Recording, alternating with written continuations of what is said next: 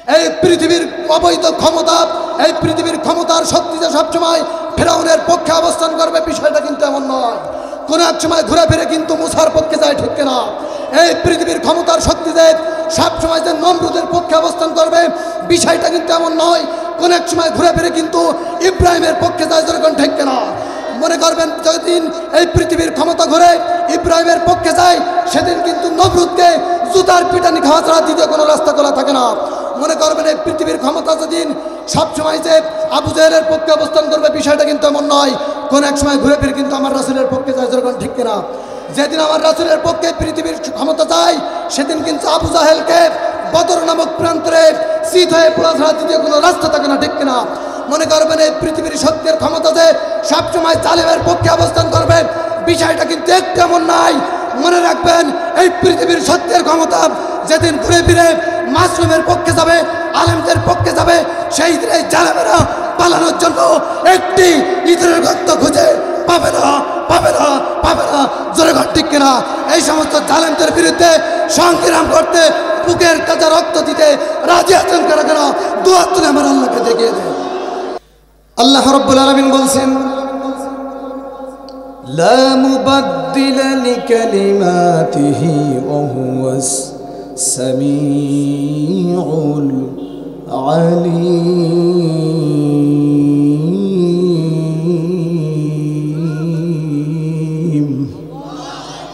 আল্লাহ রাব্বুল আলামিন বলছেন, লা মুবাদদিলা, কোনো পরিবর্তনকারী নেই কোরআনের। লা মুবাদদিলা, কোনো পরিবর্তনকারী নাই, লিকালিমাতিহি, এবং এই কোরআনে কারিমের কোনো পরিবর্তনকারী নাই। এই পরিবর্তনের ব্যাখ্যা আমি দিব। পরিবর্তন হয় দুই প্রকার। কয় প্রকার? মুফাসসির তাফসীরের ভিতরে লিখেছেন পরিবর্তন দুই প্রকার। এক নম্বর হলো ভুল সংশোধনের কারণে পরিবর্তন, আর নাম্বার দুই হলো জবরদস্তিমূলক পরিবর্তন। তাহলে কয়টা হলো? কোনো বিষয় যদি ভুল থাকে তাহলে সেটা সংশোধন করে পরিবর্তন ঘটানো। নাম্বার দুই, যদি কোনো বিষয় জোর করে জোরপূর্বকভাবে পরিবর্তন। কিন্তু সুবহানাল্লাহ, এই দুইটা পরিবর্তনের ঊর্ধ্বে আল্লাহর কালাম, জোরে কোন সুবহানাল্লাহ। কোনো কারণ আল্লাহ রাব্বুল আলামিন চ্যালেঞ্জ করেছেন, যালিকাল কিতাবু লা রাইবা ফিহি। সুবহানাল্লাহ। আল্লাহ রাব্বুল আলামিন অন্য জায়গায় আরো সুন্দর করে চ্যালেঞ্জ করতেছেন, ইন্না নাহনু নাযালনা যিকরা ওয়া ইন্না লাহু লাহাফিজুন। জোরে বলেন আল্লাহু আকবার। আল্লাহ রাব্বুল আলামিন বলেন, এই কোরআনকে আমি রব্বুল আলামিন নাজিল করেছি এবং এই কোরআনকে আমি রব্বুল আলামিন সংরক্ষণ করেছি। এজন্য দেখা যায় কোরআন নাজিল হয়েছে 1400 বছর পার হয়ে গেল। এই 1400 বছর পার হওয়ার ভিতরে এই কোরআনের শত্রু রয়েছে যারা, এই শত্রুদের চেয়ে যারা অনুসারী, যারা কোরআনের পক্ষে রয়েছে তারা কিন্তু শত্রুদের তুলনায় সংখ্যায় কম। যেরকম ঠিক কিনা? সেই শুরু থেকে, সূচনা লগ্ন থেকে কোরআনের বিরোধিতা যারা করে তাদের সংখ্যা বেশি, আর কোরআনের অনুসারীদের সংখ্যা কম, ঠিক কিনা? এই তাদের সংখ্যা বেশি হওয়ার পরেও তারা হাজার চেষ্টা করেছে, 1400 বছর পার হয়ে গেল, কিন্তু কোরআনে কারিমের একটি জের জবর নাড়ানোর ক্ষমতা কারো হয় নাই। যেরকম ঠিক কিনা?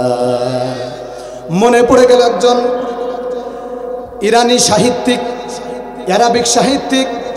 এই সাহিত্যিকের নাম হলো ইবনে মুকাফফা। ইবনে মুকাফফা সেই যুগের একজন মানসম্মত সাহিত্যিক ছিল। তার কাছে অনেক শব্দ ভাণ্ডারে ছিল, জ্ঞান ভাণ্ডারে ছিল।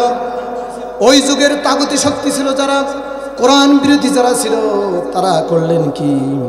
ওই যুগের সেই কোরআন বিরোধী তাগুতি শক্তি ইবনে মুকাফফার কাছে যে বললেন, ইবনে মুকাফফা, আমরা তোমার কাছে এসেছি বড় আশা নিয়ে। তোমার কাছে এসেছি কারণ তোমার কাছে অনেক শব্দ ভাণ্ডার রয়েছে, জ্ঞান ভাণ্ডার রয়েছে। কোরআনের মতো করে তোমাকে একটি কোরআন রচনা করতে হবে, বই লিখতে হবে। এখন তোমার কতদিন সময় লাগবে বলো? ইবনে মুকাফফা বলল, কোরআনের মতো করে একটি কিতাব লিখতে গেলে আমাকে 1 বছর সময় দিতে হবে। এই সময়টা হাতে কলম নিয়ে, সামনে কাগজ নিয়ে ইবনে মুকাফফা তার শব্দ ভাণ্ডার, জ্ঞান ভাণ্ডার নিয়ে তার গবেষণাগারে বসে গেলেন। বসে বসে চিন্তা গবেষণা করতে করতে যখন 6টা মাস পার হয়ে গেল, এই 6টা মাস পার হওয়ার পরে যারা তাকে কোরআন পরিবর্তন করে লেখার জন্য কাজ দিয়েছিল তারা 6 মাস পরে এসে বলল, ইবনে মুকাফফাফ 6টা মাস তো পার হয়ে গেল, তুমি কত দূর এগোতে পেরেছ? একথা বলা মাত্র এবার ইবনে মুকাফফা তখন লজ্জা পেলেন এবং লজ্জিত হয়ে ওই কাজ থেকে তিনি পরিত্রাণ চেয়ে বলল, শোনো, আমি এই কোরআনের মতো একটি কোরআন দূরে থাক, কোরআনের মধ্য থেকে একটা সূরা দূরে থাক, একটি সূরার মধ্য থেকে একটি আয়াত দূরে থাক, একটা আয়াত থেকে একটি ওয়ার্ড দূরে থাক, একটি ওয়ার্ড থেকে শুধু নয় একটা হরফ দূরে থাক, একটা হরফ শুধু নয় জবরজের পেশ বলেন কোনো কিছু কোরআনের মতো পরিবর্তন করে আরেকটা কিতাব লেখার জন্য ক্ষমতা আমি ইবনে মুকাফফার পক্ষে সম্ভব হলো না। জোরে বলেন সুবহানাল্লাহ। এই জন্য একজন মনীষী ঘটনাকে কেন্দ্র করে বলেছেন, that Muhammad sallallahu alaihi wasallam boast as to the literary excellence of the Quran was not unfounded is for the rebellious boy a circumstance which occurred a century after the establishment of Islam. জোরে বলেন আল্লাহু আকবার। তিনি বলেছেন, আল্লাহর পক্ষ থেকে নাজিলকৃত বিধান কোরআনে কারীম, এই কোরআনের যে সত্য মুজিজা সম্পর্কে রাসূল করিম সাল্লাল্লাহু আলাইহি ওয়াসাল্লামের দাবি যে সত্য সাহিত্যের কিতাব, এটা যে শতভাগ সত্যতা প্রমাণ হয়েছে ইসলাম প্রতিষ্ঠার 100 বছর পূর্বে। জোরে বলেন সুবহানাল্লাহ। শুধু তাই না, করোনা বেশ কয়েক বছর আগে বলেছিল আমরা নতুন করে কোরআন লিখব, ঠিক কিনা? নতুন করে কোরআন লিখতে চেয়েছিল, আল্লাহ রাব্বুল আলামিন বলল, শোনো, তোমরা নতুন করে কোরআন লিখবা, আমি করোনা ঢুকাই দিলাম, ঠিক কিনা? এমন সংকীর্ণতা দিয়ে দিল। আমরা আগে বলতাম থাকবো না বদ্ধ ঘরে, দেখবো এবার জগৎটারে। যখন করোনা এসে লকডাউন মেরে দিল, তখন বলা শুরু করলাম দেখবো না রে জগৎটারে, থাকবো এবার বদ্ধ ঘরে, ঠিক কিনা? তার মানে বোঝা গেল কোরআনকে পরিবর্তন করার ক্ষমতা কারণ নাই। আমার ভাইরা, আমার বন্ধুগণ, শুধু তাই নাই, আমার প্রিয় ভাইরা একটু কান লাগান। এই কোরআনে কারীম এমন একটি কিতাব, বিশাল বিস্তারিত ব্যাখ্যা আমি আয়াতে কারিমা তেলাওয়াত করেছি, কিন্তু আমি সেদিকে যাব না, কারণ আমি নির্ধারিত সময়ের ভিতরে শেষ করার চেষ্টা করব। আমার বন্ধুগণ, আমার প্রিয় ভাইরা, আরও একটা তৃতীয় প্রকার রয়েছে, যে তৃতীয় প্রকার দিয়ে কোরআনে কারীম পরিবর্তন করা সম্ভব ছিল, কিন্তু সেটাও দ্বারা আল্লাহ রাব্বুল আলামিন করবেন না।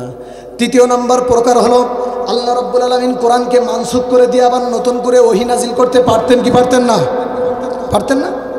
কিন্তু লা মুবাদ্দিলা লিকালিমাতিহি, এই আয়াত দ্বারা প্রমাণ হয় আমার রাসূল হলো শেষ নবী, আর কোনো নবী আসবে নাকি? আর কোনো নবী রাসূল আসবে না। আমার নবীজি বলেছেন, আনা কাঈদুল মুরসালিন ওয়ালা ফাকরু ওয়া আনা খাতামুন নাবিয়্যিন ওয়ালা ফাকরু, আমি হলাম সব নবীদের পরিচালক এবং আমি হলাম সর্বশেষ নবী, আমি হলাম নবীদের ভিতরে পরিসমাপ্তকারী। জোরে বলেন সুবহানাল্লাহ। আর কোনো নবী রাসূল যেমন আসবে না, আল্লাহর পক্ষ থেকে তেমন কোনো ওহী নাজিল হবে না।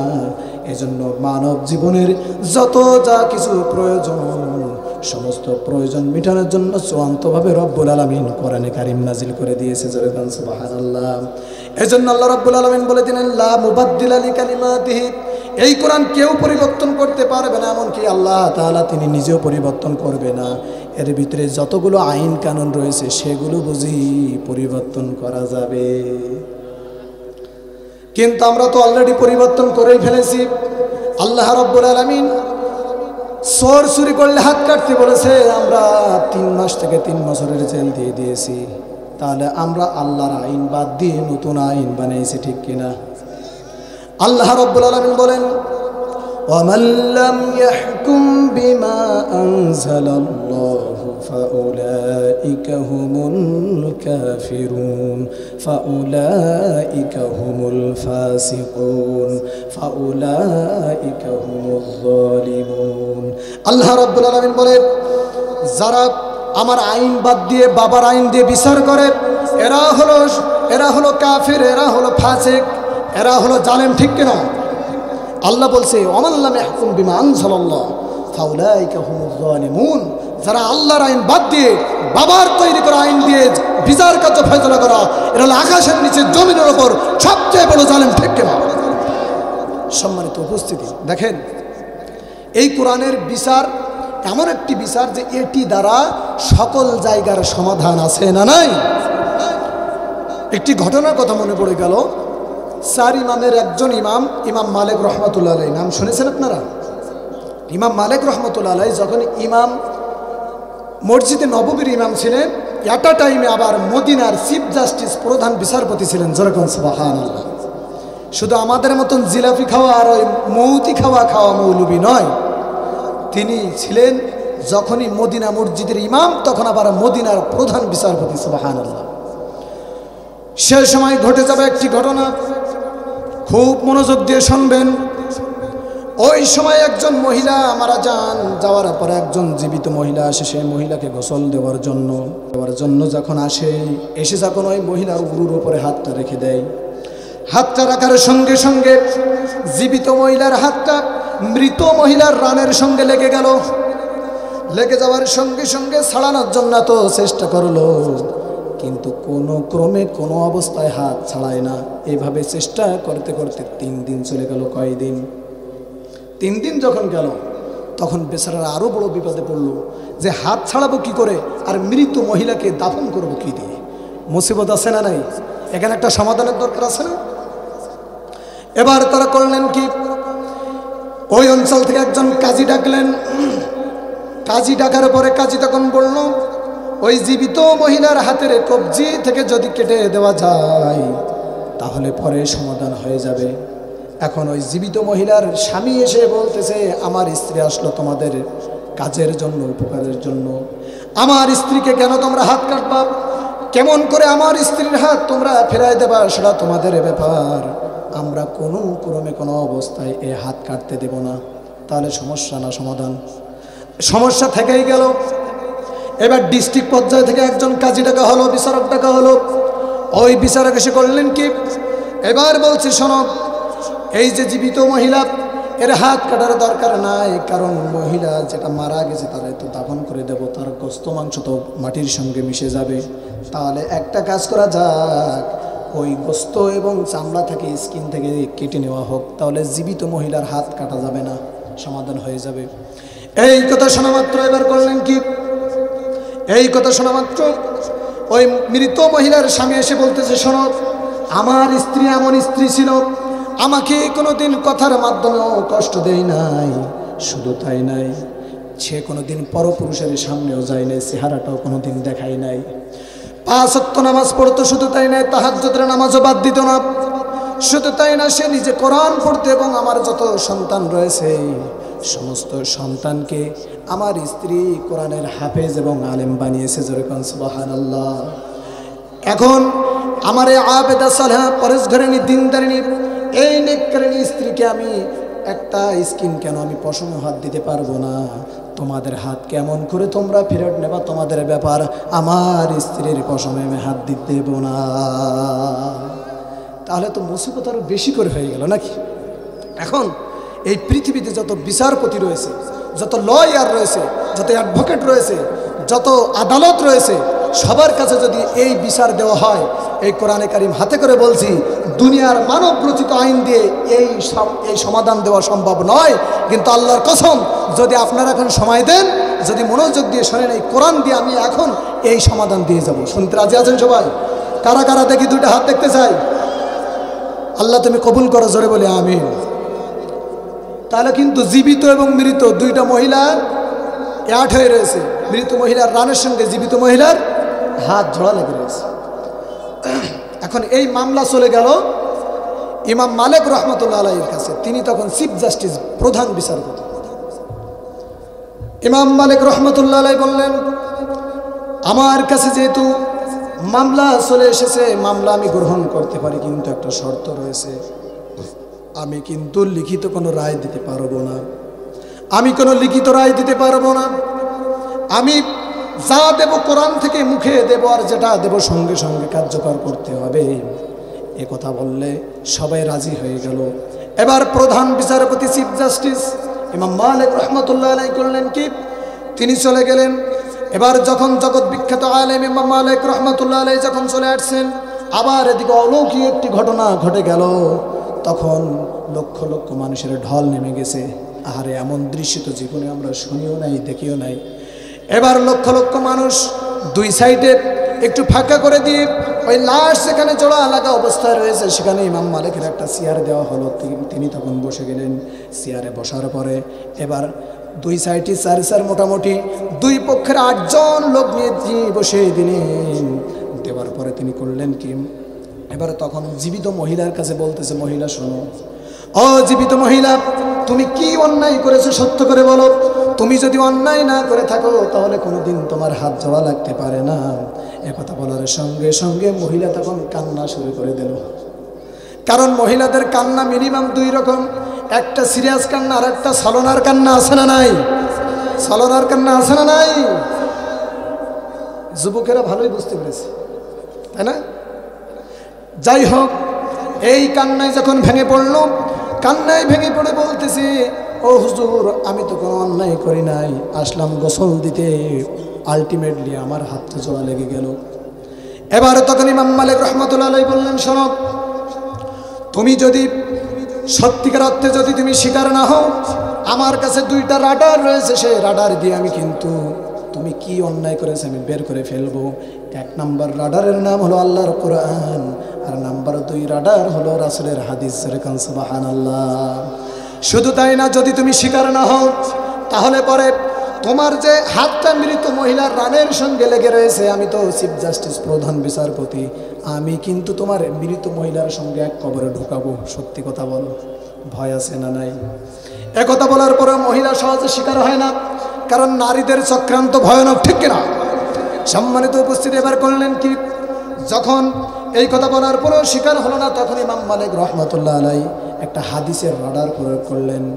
হাদিসটি হলো সহিহুল বুখারী, কিতাবুল ঈমান, বাব নাম্বার 5, পৃষ্ঠা নাম্বার 6, হাদিস নাম্বার হলো 12।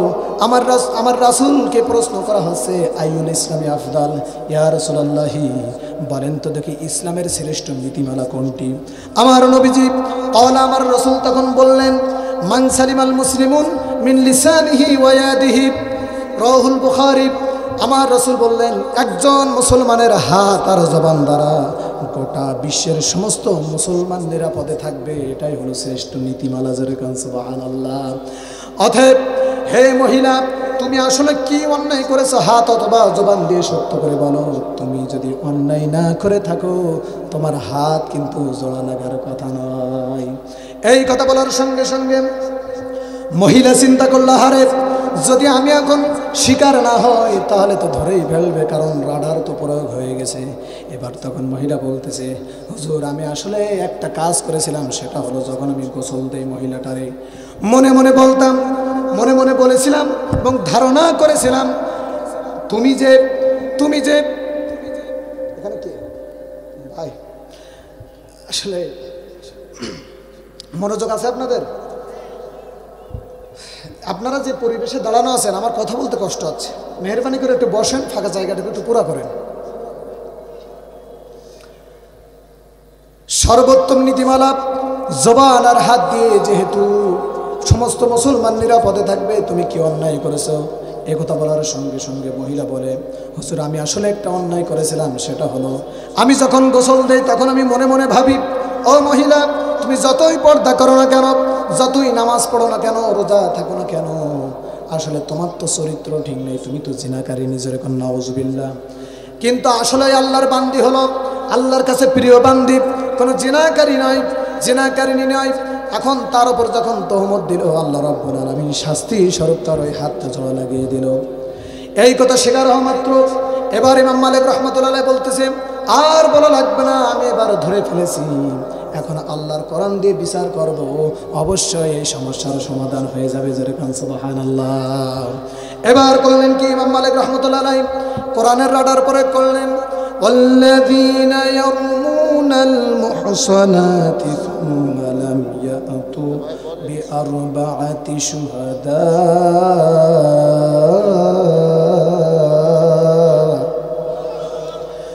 ইমাম মালিক রহমাতুল্লাহ বলছে, আল্লাহ রাব্বুল আলামিন বলছেন, আল্লাযীনা, যারা ইয়ারমুনাল মুহসানাত, সতী নারীদেরকে যারা জিনাকারীর অভিযোগ দেবে, মুহসানাতি সুম্মা লাম ইয়াতু বিআরবাআতি শুহাদা, এবং তারা যদি 4 জন সাক্ষী হাজির না করতে পারে, ফাজলিদুহুম সামানিনা জালদা। আল্লাহ রাব্বুল আলামিন বলেন, যদি কোনো সতী নারীর ওপর তহমত পেশ করার পরে, অভিযোগ পেশ করার পরে যদি 4 জন সাক্ষী হাজির না করাতে পারে, তাহলে তোমরা তাদেরকে কি করবে? জালদা, অর্থাৎ তোমরা বেতরে আঘাত করো। 80টা কয়টা? 80 জালদা, 80টা বেতরে আঘাত করো। ফাজলিদুহুম 80 জালদা, 80টা বেতরে আঘাত করো। কার আইন? কথা বলতে হবে, আইন কার? এখন এই আইন অনুযায়ী আল্লাহ রাব্বুল আলামিন আবার এখনো আয়াত কিন্তু শেষ করে নাই, বলে দিলেন ওয়ালা তাকবালু লাকুম শাহাদাতান আবাদা। আল্লাহ রাব্বুল আলামিন বলেন এদের এই সাক্ষীকে কখনো তোমরা গ্রহণ করবে না, বিশ্বাস করবে না, গ্রহণ করবে না, কারণ আউলাইকা হুমুল ফাসিকুন, এরা হলো ফাসিক, এদের কথা তোমরা বিশ্বাস করবে না। জোরে কোন সুবহানাল্লাহ। আল্লাহর এই কোরআনের আইন অনুযায়ী এবার ইমাম মালিক রহমতুল্লাহ আলাইহি করলেন কি? তার দাজ্জাল, তার কি বলে, যে জাল্লাদকে ডাক দিলেন। জাল্লাদকে ডাক দিয়ে বলল 80টা বেতের আঘাত এই মহিলাকে প্রয়োগ করো। 80টা বেতের আঘাত দেওয়ার সঙ্গে সঙ্গে আল্লাহ রাব্বুল আলামিন আসমান থেকে ফয়সালার ব্যবস্থা করে দিবেন। এবার তার চাবুক দিয়ে যখন বেতের আঘাত করা হচ্ছে, মহিলা মানুষের গা তো একটু নরম, এত জোরে জোরে বাড়ি দেয়, শরীরগুলো ফেটে ফেটে রক্ত বের হওয়া শুরু হয়ে যায়। রক্ত গড়াতে গড়াতে জমিনটা রক্তাক্ত হয়ে গেল। লক্ষ লক্ষ মানুষের চোখে পানি, কান্নার রল পড়ে গেল। এমন দৃশ্য তো তারা কখনো দেখে নাই। যখন বাড়ি দিতে দিতে 79টি বাড়ি দিয়ে দিল। 79টি বাড়ি দিলে ইমাম মালিক রহমতুল্লাহ আলাইহি বলল থেমে যাও, একটু থেমে যাও, দেখি কি হয়েছে। কয়টা বাড়ি দিলা? বলে 79টি, বাকি আছে কয়টি? একটি। তখন ইমাম মালিক রহমতুল্লাহ আলাইহি বলছে তুমি এই লাস্টে যে বাড়িটা দিবা 80টা পড়বে, এই 80টা পরে দেবার যে বাড়িটা দেবে একটা বাড়ি, এটা তুমি দেওয়ার সময় একবার জোরে আল্লাহু আকবার বলবে। জোরে বলেন আল্লাহু আকবার। আল্লাহু আকবার বলে যখন 80 বাড়ি পুরাই দিল, ফিনিশিং বাড়ি যখন দিয়ে দিল, বাড়ি দেওয়া সারা সঙ্গে সঙ্গে ওই জীবিত মহিলার হাতটা মৃত মহিলার রান থেকে ছাড়িয়ে পড়িয়ে গিয়েছে। জোরে গান সুবহানাল্লাহ। সম্মানিত উপস্থিতি, এখান থেকে একটা বিষয় আমি বলতে চাই। এই মহিলার কাছে যখন ইমাম মালিক রহমতুল্লাহ আলাইহি বলল যে সাক্ষী আনো, তার কাছে কি সাক্ষী ছিল? সাক্ষী কিন্তু এনে দিতে পারে নাই। কিন্তু বড় বিষয় হলো, আমার বিশ্বাস এই মহিলা যদি মদিনার মহিলা না হয়, যদি আমার দেশের হতো, সাক্ষী বানায় নিত, ঠিক কিনা? মানে জন্ম হলো 90 সালে, সাক্ষী দেয় 71 সালে। এদেশে এমন রেকর্ড আছে না নাই? আমার বিশ্বাস এই মহিলা যদি মদিনার মহিলা না হয়ে দেশের হতো, সাক্ষী বানিয়ে দিয়ে আল্লামা সাঈদীকে 13 বছর জেলখানায় রাখতো, ঠিক না?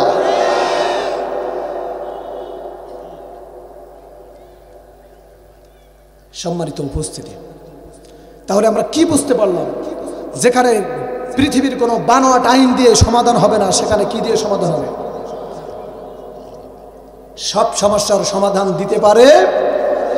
আর একটা আসতে কম। আমার প্রিয় ভাইরা, এরপরে আসেন, তাহলে আমরা বুঝলাম যে কোরআনের আইন ছাড়া আমাদের অন্য কোনো আইন শান্তি দিতে পারে না। এখন এই যে তাফসীর আমরা করতেছি, একটা আয়াতের তাফসীর করতে গেলে আগে পরের আয়াত অনেক সময় কাজে লাগে, কি লাগে না? লক্ষ্য করতে, এটাও তাফসীর করার একটা ধারা। তো আমরা এই আয়াতের পূর্বে যাই, দেখি আল্লাহ তাআলা আমাদের কি বলছে। সেই আয়াতে কারিমা বলার পূর্বে আমি একটু শানে নুজুল বলে নেব।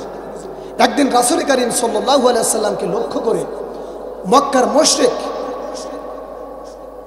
কুরাইশ বংশের মক্কার মুশরিকরা বলল যে আমাদের মাঝে এবং তোমাদের মাঝে বিচারক হিসেবে একজন ইহুদি নির্ধারণ করো, অথবা যদি মন চায় তাহলে খ্রিস্টান পাদ্রী পোপকে নির্ধারণ করো, যাতে করে আপনার সংক্রান্ত কিছু কথা, কিছু তথ্য তাদের কিতাব থেকে দিতে পারে এবং আমাদের মাঝে বিভিন্ন সমস্যার সমাধান দিতে পারে। একথা যখন বললেন, আল্লাহর কাছে কথাটা ভালো লাগলো না, সঙ্গে সঙ্গে এবার জবাব দিয়ে দিচ্ছে। আল্লাহ রাব্বুল আলামিন বলেন, আফা গায়রাল্লাহি আবতাগি হাকামান ওয়া হুয়াল্লাযী أنزل إليكم الكتاب مفصلا والذين آتيناهم الكتاب يعلمون أنه منزل من ربك بالحق فلا تكونن من الممترين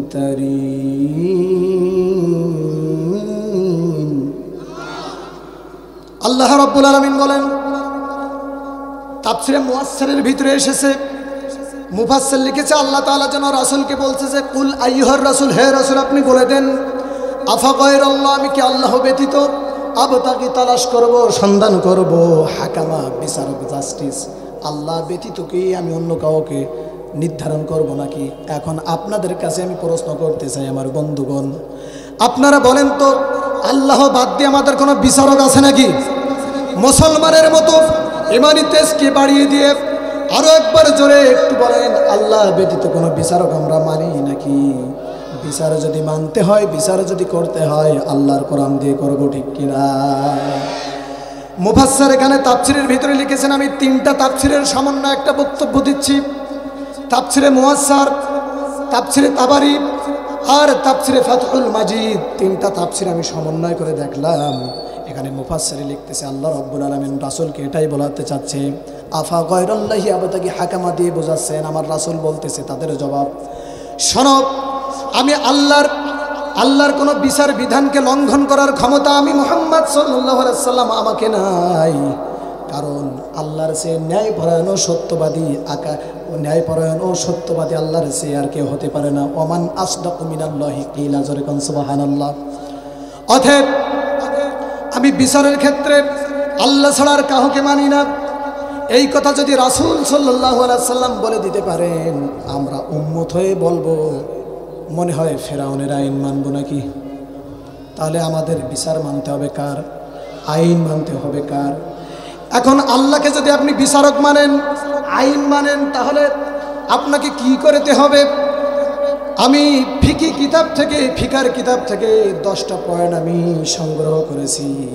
যদি আপনি আল্লাহকে বিচারক মেনে যদি প্রকৃতপক্ষে যদি আপনি আল্লাহকে যদি বিচারক মানতে চান, বিচারক মেনে যদি আপনি আল্লাহর আইনকে যদি মানতে চান, তাহলে পরে আপনি যাকে আপনি নেতা বানাবেন, যাকে আপনি বিচারপতি বানাবেন, বিচারক বানাবেন, তার ভিতরে আপনার 10টি গুণ থাকা লাগবে। কয়টি? আমি এখন বলতেছিলাম আল্লাহকে বিচারক মানতে হলে যার দিয়ে বিচার করবেন তার ভিতরে কয়টা গুণ থাকা লাগবে? 10টা। কয়টা? 1 নম্বর, তাকে আলেম হতে হবে, জ্ঞানের ভিত্তিতে শক্তিশালী হতে হবে। এখন আপনাদের কাছে প্রশ্ন করি, বর্তমান সময় যারা বিচার করে, একদম এই গ্রাম থেকে শহর, রান্নাঘর থেকে সংসদ পর্যন্ত প্রত্যেকটা স্টেপে যারা প্রধান দায়িত্বে আছে, যারা মানুষের মাঝে বিচার করে, এরা আলেম না জালেম? আরো যারা বলেন আলেম না জালেম? কত বড় জালেম! এত বড় জালেম আল্লামা সাঈদীকে 13টা বছর জীবনের শেষ সমাপ্তি ঘোষণা করে দিয়েছে জেলখানার ভিতরে ঢুকে। এত বড় জালেম, বিনা কারণে মুফতি আমির হামজাকে তারা 3টা বছর জেলখানায় রেখে তার শরীরে এত খারাপ করে দিয়েছে, তার কাছে গেলে এমনি চোখে পানি চলে আসে। আমি সরাসরি তার সাথে আধা ঘন্টার মতো কথা বললাম। আমির হামজা ভাইয়ের শরীর এতটা খারাপ যে আমার ভিতরে তোলপাড় উঠে যাচ্ছে যে কি অবস্থা তার। আল্লাহর কসম, এই সমস্ত জালেমদের আল্লাহ তাআলা ছাড়বেন না, অবশ্যই ধরবে। ধরে না, ধরলে আল্লাহ ছাড়বে না। সম্মানিত উপস্থিতি, এই যে আলেমদের 1 নম্বর থাকা লাগবে আলেম। নাম্বার 2 হলো আমানতদার হওয়া লাগবে, কাজের ভিত্তিতে তারা আমানতদার হওয়া লাগবে। প্রশ্ন করি, আজকে যারা দায়িত্বে রয়েছে এরা আমানতদার না চোরের সর্দার? আরো যারা বলেন আমানতদার না চোরের সর্দার? এরা কেমন চোরের সর্দার? কিছু মানে 1 মাস হয়ে গেল, আজকে কয় তারিখ? 6 তারিখ, মোটামুটি 1 মাস আগে এমন চুরি করা করলো, বাবার নাম শুনছি তা বলছে কাগজ দেখি বলছে মনে নেই। যার বাবার নাম মনে থাকে না তার জন্মে ঠিক আছে? আরো জোরে মানে ঠিক আছে। তার মানে বোঝা গেল চুরি করতে করতে তারা যারা সন্তান সেটার প্রমাণ দিয়ে দিয়েছে, ঠিক কেন? তাহলে বোঝা গেল শুধু কেমন চোরের সর্দার তারা। রাস্তাগুলো এমন রাস্তা মনে হয় যেন ডেলিভারি রোড, ঠিক কিনা?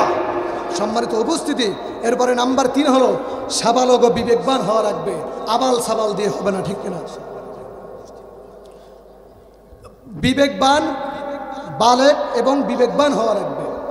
এই যে আমাদের কি বলে আবুল মাল আর বাংলাদেশের এসকে বাল, এই বাল মাল দিয়ে কাজ হবে না, অবশ্যই বিবেক দিয়ে বিচার করতে হবে, ঠিক কিনা?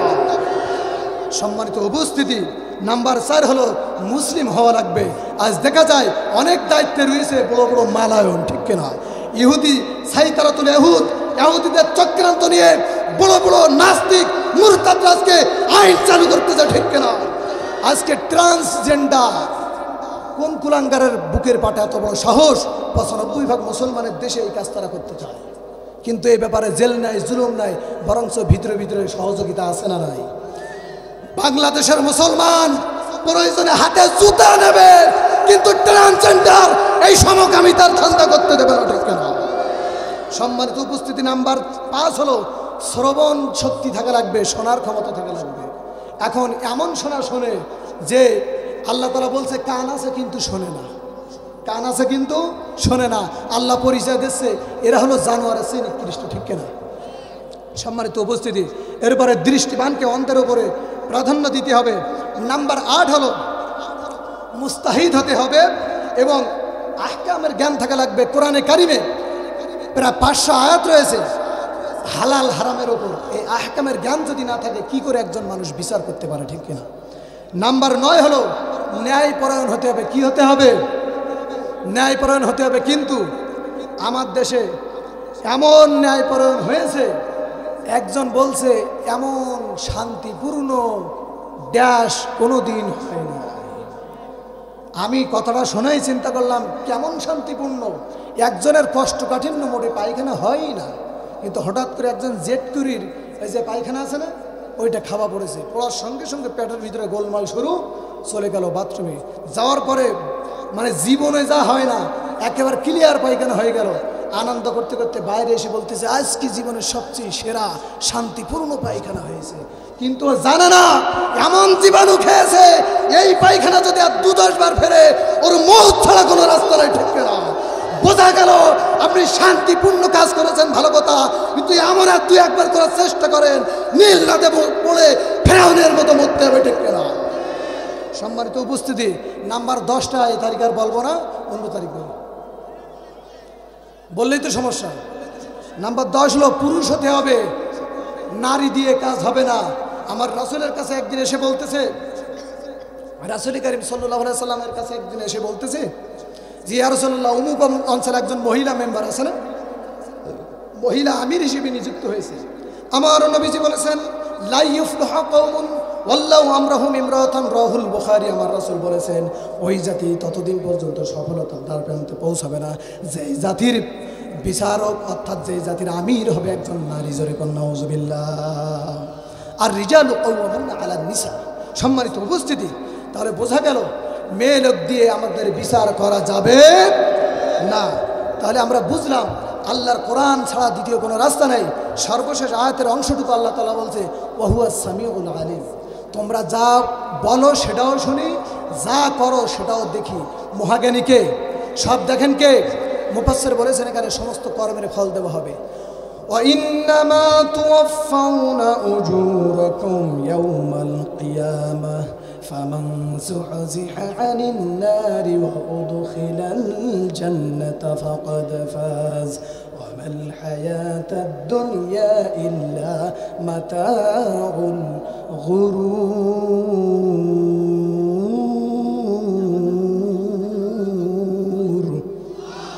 আল্লাহ তাআলা বলছে ওয়াইন্নামা তুওয়াফাউনা উজুরাকুম ইয়াওমাল কিয়ামা। তাফসীরে জালালাইনের ভিতরে আছে জাযা আমালিকুম, প্রত্যেকের যে যে কর্ম করবে, যে ভালো কাজ করবে তার ডান হাতে পুরস্কার আছে না নাই, যে কুকর্ম করবে তার বাম হাতে পুরস্কার আছে না নাই। এই পৃথিবীর অবৈধ ক্ষমতা, এই পৃথিবীর ক্ষমতার শক্তি যে সবসময় ফেরাউনের পক্ষে অবস্থান করবে বিষয়টা কিন্তু এমন নয়। কোনো এক সময় ঘুরে ফিরে কিন্তু মুসার পক্ষে যায়, ঠিক কিনা? এই পৃথিবীর ক্ষমতার শক্তি যে সবসময় যে নমরুদের পক্ষে অবস্থান করবে বিষয়টা কিন্তু এমন নয়। কোন এক সময় ঘুরে ফিরে কিন্তু ইব্রাহিমের পক্ষে যায়, যেরকম ঠিক কিনা? মনে করবেন যেদিন এই পৃথিবীর ক্ষমতা ঘুরে ইব্রাহিমের পক্ষে যায় সেদিন কিন্তু নমরুদকে জুতার পিটানি খাওয়া ছাড়া দ্বিতীয় কোনো রাস্তা খোলা থাকে না। মনে করবেন এই পৃথিবীর ক্ষমতা যেদিন সবসময় যে আবু জাহেলের পক্ষে অবস্থান করবে বিষয়টা কিন্তু এমন নয়। কোন এক সময় ঘুরে ফিরে কিন্তু আমার রাসূলের পক্ষে যায়, যেরকম ঠিক কিনা? যেদিন আমার রাসূলের পক্ষে পৃথিবীর ক্ষমতা যায় সেদিন কিন্তু আবু জাহেলকে বদর নামক প্রান্তরে শীত হয়ে পড়া ছাড়া দ্বিতীয় কোনো রাস্তা থাকে না, ঠিক কিনা? মনে করবেন এই পৃথিবীর সত্যের ক্ষমতা যে সবসময় জালেমের পক্ষে অবস্থান করবে বিষয়টা কিন্তু একটু এমন নাই। মনে রাখবেন এই পৃথিবীর সত্যের ক্ষমতা যেদিন ঘুরে ফিরে মাসুমের পক্ষে যাবে, আলেমদের পক্ষে যাবে, সেই দিন এই জালেমেরা পালানোর জন্য একটি ইঁদুরের গর্ত খুঁজে পাবে না, পাবে না, পাবে না। জোরে ঘর ঠিক কিনা? এই সমস্ত জালেমদের বিরুদ্ধে সংগ্রাম করতে, বুকের কাঁচা রক্ত দিতে রাজি আছেন কেন? কেন দুয়ার তুলে আমার আল্লাহকে দেখিয়ে দেয়।